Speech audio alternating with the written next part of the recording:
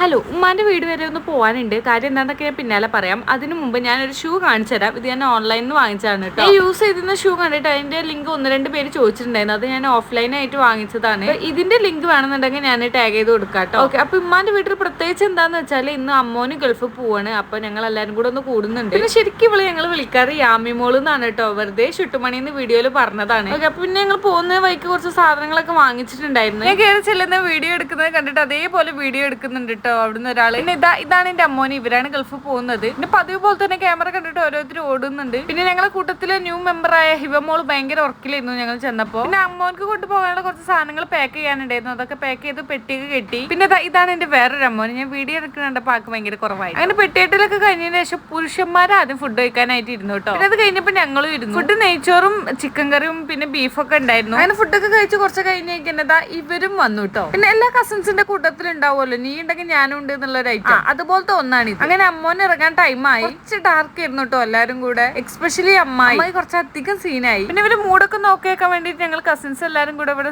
നിക്കാന്ന് വിചാരിച്ചു. അപ്പൊ എനിക്ക് 2 ഡ്രസ്സ് കൊറിയർ ചെയ്യാനുണ്ടായിരുന്നു. അപ്പൊ അത് എടുക്കാൻ വേണ്ടി വീട്ടിൽ പോവാണ്. കൊറിയർ അവിടെ പാക്ക് ചെയ്യണതിന്റെ ഇടയിൽ എടുത്ത വീഡിയോ ആണ് കേട്ടോ. അത് ഞാൻ വീഡിയോ എഡിറ്റ് ചെയ്യാനിരുന്നപ്പോ കണ്ടതാണ്. സൺകിസിന്റെ വീഡിയോ എടുത്തതായിരിക്കും പാവം. ഓക്കെ, അങ്ങനെ ഞങ്ങൾ കൊറിയർ അയക്കാനുള്ള സാധനമായിട്ട് കൊറിയർ ഓഫീസിൽ പോയി. പിന്നെ പുറത്തിറങ്ങി കഴിഞ്ഞാൽ എന്തായാലും എനിക്ക് ബട്ടൺ ഹൗസ് കയറാനുണ്ടാവും. പതിവ് പോലെ ഇന്നും കയറിയിട്ടുണ്ടായിരുന്നു. അങ്ങനെ അതൊക്കെ കഴിഞ്ഞിട്ട് നേരെ ഉമ്മാന്റെ വീട്ടിൽ തന്നെയാണ് പോകുന്നത്. ബാക്കി വിശേഷങ്ങൾ നെക്സ്റ്റ് വീഡിയോയിൽ കാണാം. അപ്പൊ ഓക്കെ, ബൈ.